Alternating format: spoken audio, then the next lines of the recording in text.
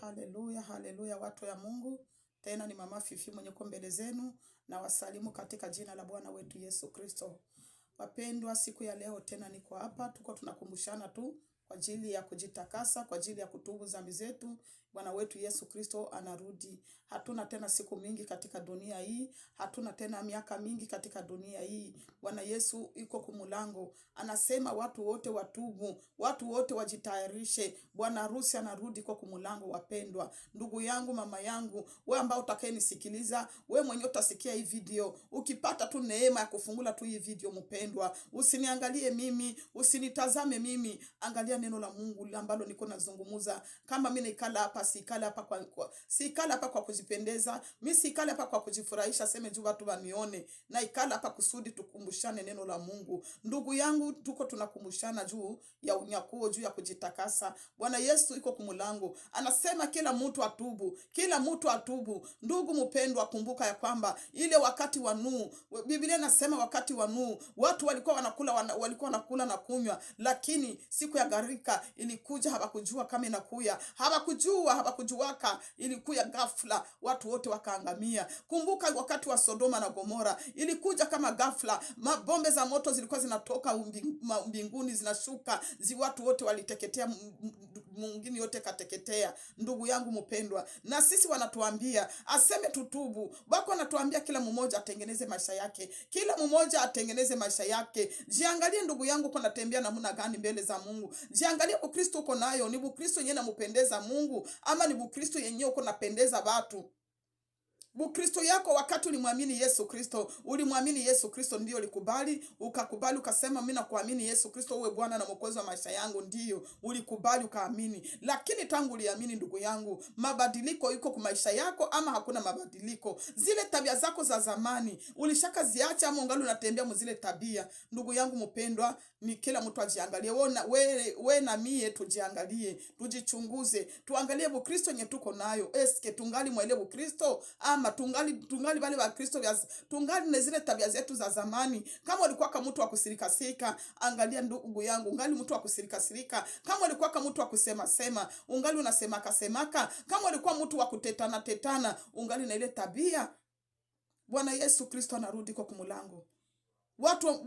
Maandiko yanasema ya kwamba wakati Yesu Kristo alikuwa anaita watu walipokuwa nakuja mbele za Kristo Yesu, walifika kwa Kristo wakabadilika, wakaacha ile matendo yao ya zamani, wakaacha zile njia zao za zamani, wakabadilika, wakatembea katika utakatifu.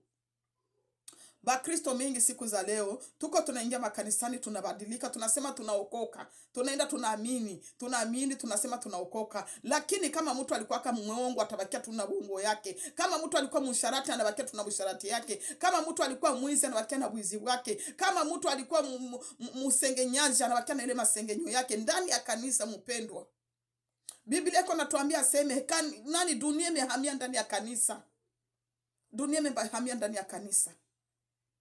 Matendo ya wale wapagani, matendo yenye watu ya giza walikuwa nafanya, matendo yenye watu ya dunia walikuwa nafanya, leo hii na Bakristo wenye biko makanisa wako naifanya. Kwa nini mpendwa? Kwa sababu wakati tulipoamini hatukubadilika. Wakati tulimwamini Yesu Kristo hatukubadilika. Tulibakia na zile tabia zetu, tulibakia na zile hali zetu za zamani. Lakini maandiko yanatuambia kwamba wakati yenye tunamwamini Yesu Kristo, wakati yenye tunaokoka, wakati yenye tunasalimisha maisha yetu kwa Kristo Yesu, tunapaswa kwa viumbe vipya. Tunapaswa kwa viumbe vipya mpendwa. Hautabakia ule wa zamani, hautabakia ule wa zamani. Lakini leo hii mtu uko nasema anaokoka, anabakia na mapambo yake. Mtu uko nasema anaokoka, anabakia na mameshe zake. Mtu uko nasema anaokoka, anabakia na makeup yake. Mtu asema anaokoka, anabakia na mapantalo zake. Mtu asema aliokoka, anabakia na bongo yake na usharati yake. Watu ya Mungu, tuko naokoka vitu gani? Tuko naokoka binini? Tuko naokoka binini? We na mimi tujiulize ndugu yangu. Tujiulize tuko naokoka binini? Yesu Kristo kweli wakati alikuwa kudunia, watu ndio Yesu Kristo alikuja kwa ajili ya wenye dhambi. Yesu alikuja kwa ajili ya wenye dhambi. Maandiko natuambia hakukuja kwa ajili ya wenye haki, alikuja kwa ajili ya wenye dhambi. Lakini wakati wenye dhambi walikuwa nakuja kwa Kristo, walikuwa wanakuja kwa Kristo banabadilika. Banatoka mwele matendo yao ya zamani, banatoka mwazile tabia zao za zamani, banabadilika, binakuwa viumbe vipya. Lakini si wa Kristo ya leo tuko tunabakia tu vile. Maana yake inakuwa kama vile jiwe yenye iko ndani ya maji. Jiwe na kwaka ndani ya lake nafanya miaka na miaka, hata ukitoa ile jiwe na ipasula utakutana mule ndani mnakauka. Na sisi wa Kristo wa leo ndio vile tuko tunakuwa. Tuko tunabakia na uchafu yetu na tuko makanisa, tunabakia na dhambi zetu na tuko makanisa, tunabakia na mizigo yetu na tuko ndani ya kanisa. Hakuna kubadilika, tunabakia miti mikavu ndani ya kanisa. Nilikuja nikwambie siku ya leo, Yesu anarudi mpendwa. Yesu anarudi. Bwana Yesu hapendi uchafu. Bwana Yesu hapendi uchafu. Biblia inatuambia kinyonge hakitaingia mbinguni. Kichafu wala kinyonge hakitaingia, ni vitakatifu ndio vitaingia. Ni ule mtu mwenye alitembea katika utakatifu, ni ule mtu mwenye aliheshimu neno la Mungu, ni ule mtu mwenye alitii neno la Mungu, akatii sheria za Mungu. Haleluya wapendwa. Tusome hapa kwa kitabu cha Yohana 14 kusoma ni viku 20 14 tunasoma mstari wa 21 ndo tunasoma mpaka tutasoma kwa 24. Yeyote mwenye amri zangu na kuzishika ndiye anipendaye. Unasikia watu wa Mungu? Yoyote mwenye amri zangu na kuzishika ndiye anipendaye. Bwana Yesu anasema yoyote mwenye kwa na amri zake na kuzishika ndiye anawe mpenda Kristo. Tutasema tunampenda Bwana Yesu na tunakatala kushika neno lake. Wanatuambia tuache mapambo, tunasema tunakuwa tunajiundia si peke misemo yenye haiko hata mu Biblia. Mungu angalia yake mwili. Mungu iko na haja tu ya moyo. Ile ni msemo yako we mwanadamu. Ile msemo haiko ndani ya Biblia. Nikisemaka nyie watu wenye mnendaka mnasema vile aseme Mungu hana lazima ya mwili, Mungu iko na lazima tu ya roho zetu. Nikabambia munipatie verse yenye nasema kama Mungu hana haja ya mwili wetu. Wapendwa, mimi naweza tamani nione mtu mmoja akukomentere yangu aniandike ile verse yenye nasema kama kweli Mungu hana haja ya mwili wetu, iko na haja ya moyo tu. Maandiko hapa natuambia hapa kwa Yohane 14 kusoma 21 mpaka 24. Aseme yoyote mwenye amri za Mungu na kuzishika ule ndiye ampendaye.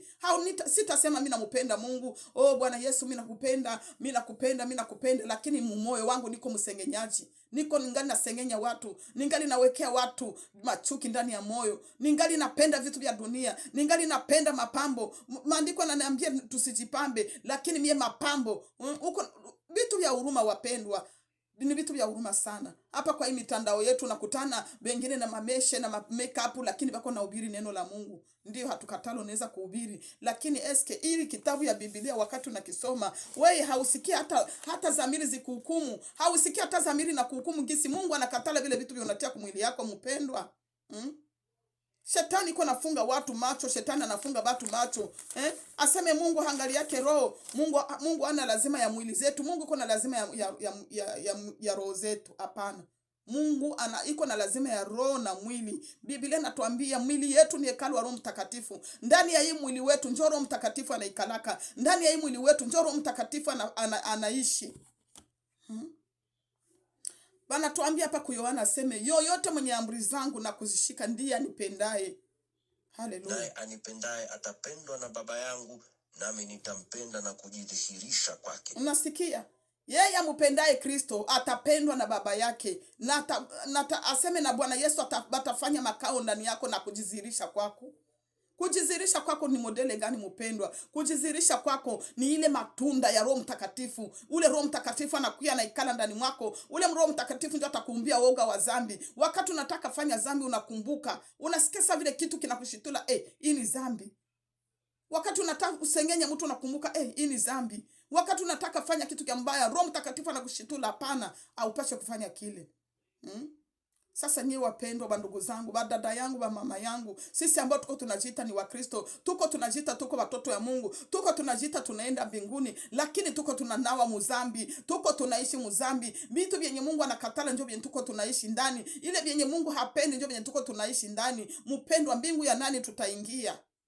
Tutaingia mbingu ya nani? Watu wa Mungu. Tutaingia mbingu ya nani? Yesu Kristo anarudi wapendwa. Yesu Kristo anarudi. Atakuja kuchukua tu watakatifu. Watakatifu wale ambao walikubali kujikana, wale ambao walikubali kuacha dhambi, walikubali kuacha anasa za dunia, walikubali kuacha vyote vya dunia, wakafata msalaba wa Kristo, wakafata sheria za Kristo, wakafata neno la Kristo, au ndio Yesu Kristo atakuja kuchukua. Batu ya Mungu, hatuna tena siku za mingi. Hatuna siku za mingi hapa kwa hii dunia wapendwa. Yesu Kristo anarudi kunyakua kanisa. Yesu Kristo anarudi kunyakua kanisa. Wewe ndugu yangu mpendwa ambaye ulikubali kumwamini Yesu Kristo, ulikubali kumfuata Yesu Kristo na matendo yake yote na tabia zake zote, amua kuachana na dunia ndugu yangu. Amua kuachana na dunia ndugu yangu. Amua kuachana na dunia. Tuangalie hapa kwa Isaya. Tusikie Isaya nayo inatuambia nini. Haleluya. Bwana Yesu asifiwe watu wa Mungu. Kwa Isaya 45. 45 tunasoma hapa 9.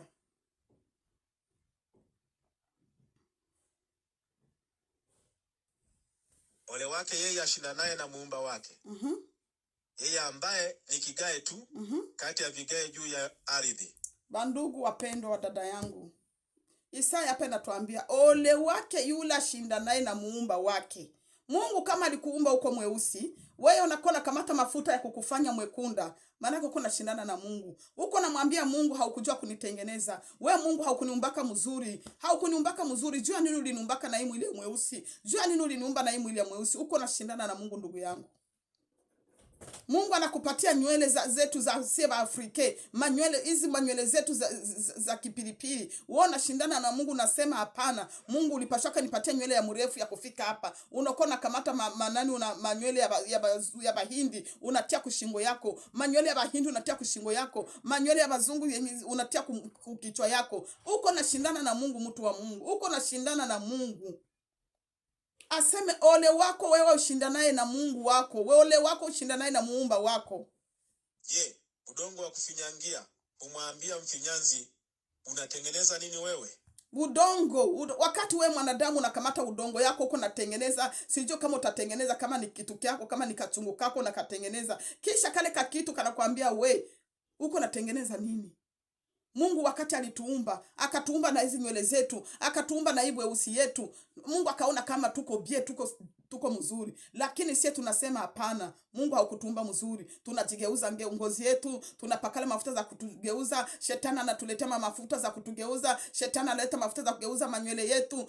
Tunashindana na Mungu. Ndugu yangu nitaka nikwambie siku ya leo, kama ulikuwa haujaacha, acha na wewe mpendwa. Na mimi nilikuwa kule, nilikuwa navifanya, lakini niliviacha bwana ndugu yangu. Niliviacha mpendwa. Bwana Yesu atuhurumie, Bwana Yesu atusamee. Niliviacha, nilitupa kila kitu. Nilitupa kila kitu mpendwa. Kama unataka uingie mbinguni, kama unataka Yesu Kristo akuye afanye makao ndani mwako, Yesu Kristo atembee pamoja na wewe, Yesu Kristo aishi pamoja na wewe, ndugu yangu mpendwa, na wewe acha bibitu. Acha bibitu ndugu yangu. Acha bibitu havitakusaidia kitu. Hivi vitu havitakusaidia kitu mpendwa.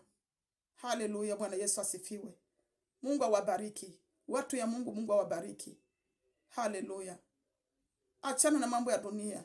Achana na mambo ya dunia. Dunia inapita na mambo yake yote. Kumbuka wenzetu wa Sodoma na Gomora, nao walikuwa wanadamu kama sie, walikuwa wanaishi kama sie, walikuwa wanafanya maproje kama sie, lakini kwa leo hawako tena hawako. Ile historia ni shaka. Na sisi leo na sisi tutapita. Na hivi vyote vituko tunaona vitapita. Manyumba zitapita, magari zitapita, kila kitu kitapita, maproje zote tuko nazo zitapita. Wale wenzetu wako wakati katika sheria za Mungu, leo wako wapi? Leo wako wapi? Ama ndugu zetu ambao wenye wanakufaka, ndugu yangu mpendwa, jiulize, ndugu yetu wenye wanakufaka wanaendaka wapi? Wakati wenye mtu anakufa katika dhambi, unakufa na hauna sheria za Mungu ndani yako, unakufa na hauna maneno ya Mungu ndani yako, mpendwa, jiulize utaenda wapi? Utaenda wapi? Utaenda fasi ya kulia na kusaga meno ndugu yangu. Sikia hii sauti mpendwa. Sikia hii sauti. Watu mingi wako hapa ku TikTok wako nafundisha maneno ya Mungu ya kweli. Bako nafundisha maneno ya Mungu ya kweli. Maandiko yanatuambia tutawatambua kwa matendo yao. Nyie wa ndugu zetu ambao mnapenda mahubiri za baraka, mahubiri za kufanyikiwa, mahubiri za kusijoza za kusukula mikoshi, sijoza za kusukula nyota, ni ole sana mpendwa, ni ole sana. Kumbuka Bwana Yesu alipokuwa duniani hakukuwa anahubiria vitu vya vile. Bwana Yesu hakukuwa anahubiria vitu vya vile. Alikuwa anahubiria vya kutubu, kutengeneza, kunyorosha njia. Nyosha njia yako mpendwa.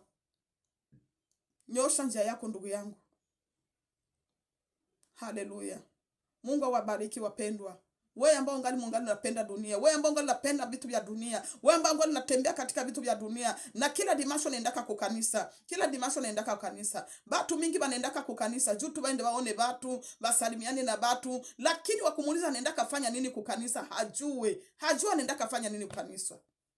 Batu mingi wanaendaka ku kanisa tu kuonana na barafiki, kuonana na bandugu, ama kama aliuza kango kamupya bamuone gisi alivala bien, bamuone gisi anavalaka mzuri. Mie mpendwa nafundisha kitu kwa sababu nina kijua na nilikiishi Nilikiishi. Manake kila siku ya Mungu nilikuwa siwezi kosea kanisa. Lakini niko naenda ku kanisa lakini sina Mungu. Mimi sina Mungu. Niko najiita Mkristo lakini kumbe Mungu alikuwa hanijue. Mungu alikuwa hanijua mpendwa. Na wewe jiangalie Ukristo yako yenye uko nayo. Uko na Mungu? Kama uko na Mungu ndugu yangu, wewe peke utajua. Utajua mpendwa. Kama uko na Mungu utajua. Tuache kukua tunajidanganya. Oh, mie niko Mkristo, mie niko na Mungu, mie niko na Roho Mtakatifu. Ndugu mpendwa, Roho Mtakatifu kwenye iko hajifichake. Unapaswa jua kama uko na Roho Mtakatifu. Kama uko mtu mwenye uko na Roho Mtakatifu. Ukikuwa na Roho Mtakatifu ndugu yangu mpendwa, hakuna pepo itakuchezea. Hakuna magonjwa zitakuchezea. Magonjwa taingia mnyumba yako, utaomba tu sauti tu moya, ile magonjwa nakimbia. Utaomba tu sauti moya, magonjwa nakimbia mpendwa. Haleluya, Bwana Yesu asifiwe.